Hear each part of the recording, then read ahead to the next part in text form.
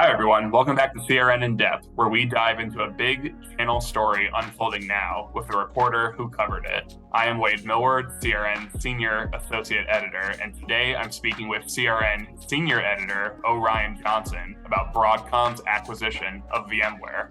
Orion, thanks for joining me. Thank you very much, Wade. Good to be here.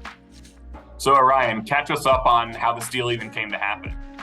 Yeah, so it really came down to the wire. It was an 18-month process, started in May 2022, and it wound through every sort of regulatory agency and went through the deepest reviews in all those agencies. So it underwent what they call a phase 2 investigation in the EC. Same thing at the CMA in the UK, the Competition and Markets Authority. South Korea did a deep dive investigation, and the US did they call a second request investigation, the FTC. So it went through all these incredibly complex regulatory processes, and then at the very last minute, it looked like everything was kind of on track. It was supposed to close October 30th, and it didn't. And what we were led to believe, or what may have been the case, it's kind of hard to see, it's a bit opaque, is that China was holding up the deal. And November 17th, that whatever locks were in place were removed, and Broadcom pushed forward with the deal. I think it closed effective November 22nd. At this point, what's the most important thing for VMware partners to know about Broadcom buying VMware? I think that some of the big things that partners have been telling us is to see if you can find the pricing. They've been having a real hard time with pricing around deals, is what we've been hearing from multiple partners that we've talked to.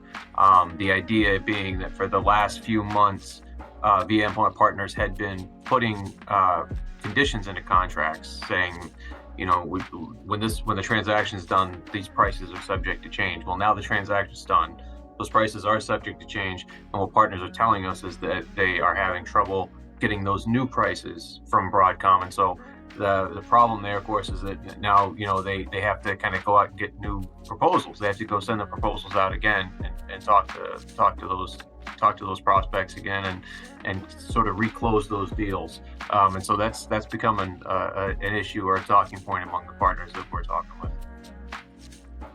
Orion, talk to me about the layoffs. What do partners need to know? Yeah, it's going to be, so it looks like this is going to be, we're into the hundreds now that we're sure about.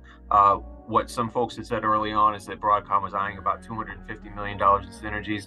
As far as what that translates into for the number of VMware employees, it's a lot. I don't have a hard and fast number, but when you look at the profitability projections that Broadcom has put forward and how quickly they intend to increase the cash flow coming into VMware, it seems like what folks have said, what analysts have said, really the only way to achieve that is through some pretty steep job cuts.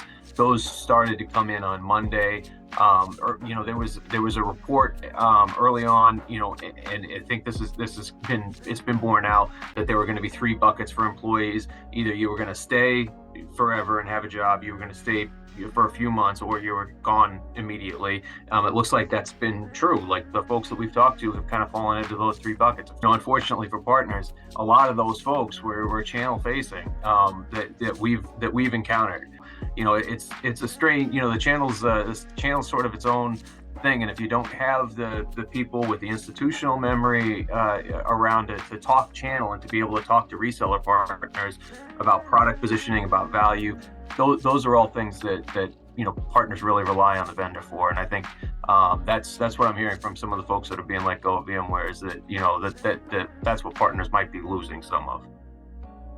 So, hey, a lot of good people to scoop up for other vendors that are looking to hire or partners themselves. Yeah. It seems like there's going to be a lot of VMware expertise, but also a lot of channel expertise on the market. So I really hope folks are paying attention to LinkedIn and looking through some of those profiles, because there really are some folks with just some unparalleled industry experience being put on the market right now.